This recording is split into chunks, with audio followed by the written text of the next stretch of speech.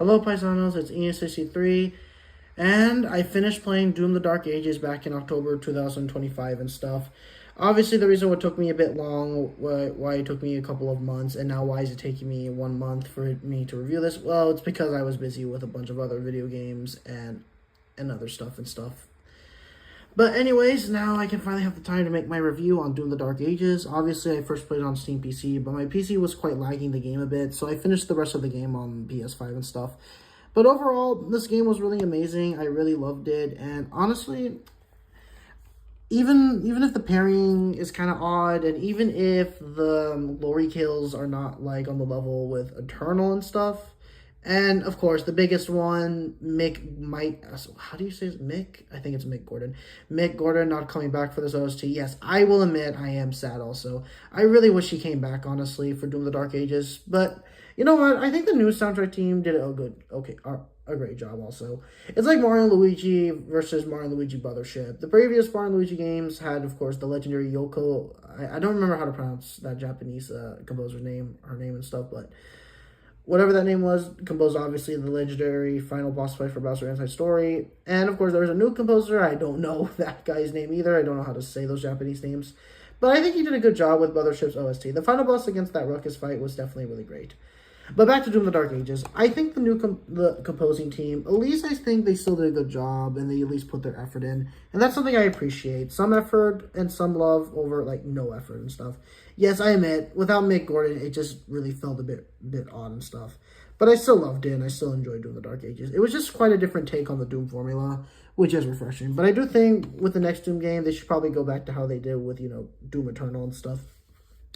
And yeah. But anyways, my overall thoughts on Doom the Dark Ages, even if I admit it wasn't on that same hype level as Eternal, it was still, I would say, still better than 2016 in my opinion. It still had that good, it still had, the amazing refined shooting, as we all know, rip and tear till it's done. While 2016, it felt more like a prototype of what modern Doom would become in its sequels, Eternal and Dark Ages. So yeah, but I still think this game was really great and stuff, and I really had a great time.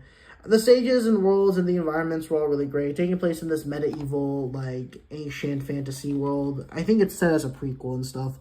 And, of course, the super weapons of gods and kings and queens.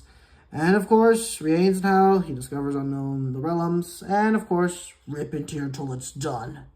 Yeah, typical Doomslayer. I apologize for my cringy voice, but it was definitely fun, and I gotta say, I think I enjoyed playing it on the PS5 a bit more than I did on Steam, because I think the DualSense 5 really just felt perfect for this game. Don't get me wrong, I still love playing it on a keyboard and stuff, but finishing it on the PS5 was definitely a lot more smoother and stuff.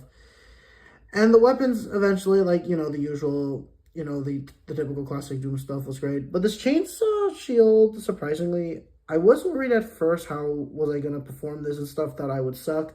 I did suck at first, but I did learn to get good at it, and I won't lie, I definitely enjoyed it.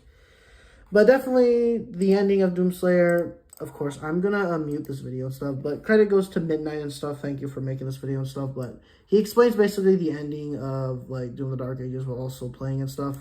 I won't show his face because I want to be respectful and stuff, respect the privacy and stuff, but yeah, I saw this ending, and I definitely was really fond of it and stuff. Typical Doom walking back, and I believe this leads up to the events to Doom 2016, if I can recall. So Doom enters into this, and then when you play Doom 2016, he smashes out that capsule and stuff, and I believe that's what led up to it, since this is a prequel to 2016 and Eternal. But hopefully for the next Doom game, I'm hoping they can at least, like, make it a sequel to Eternal and stuff, to Eternal's glory. But yeah. But overall, Doom the Dark Ages was an amazing 3D first-person shooter video game done by good old ID Software, and yeah. And congratulations for winning an award at the Game Awards 2025 for innovation and accessibility. I think it's probably innovative because it uses new kinds of weapons, but I'm not sure what they mean. But it's still a great game. I still love it. But yeah, that was my review on Doom the Dark Ages, and this is Ian63 saying one final goodbye and farewell, Doom the Dark Ages. Congrats on winning an award at the Game Awards 2025. Farewell, Doom the Dark Ages.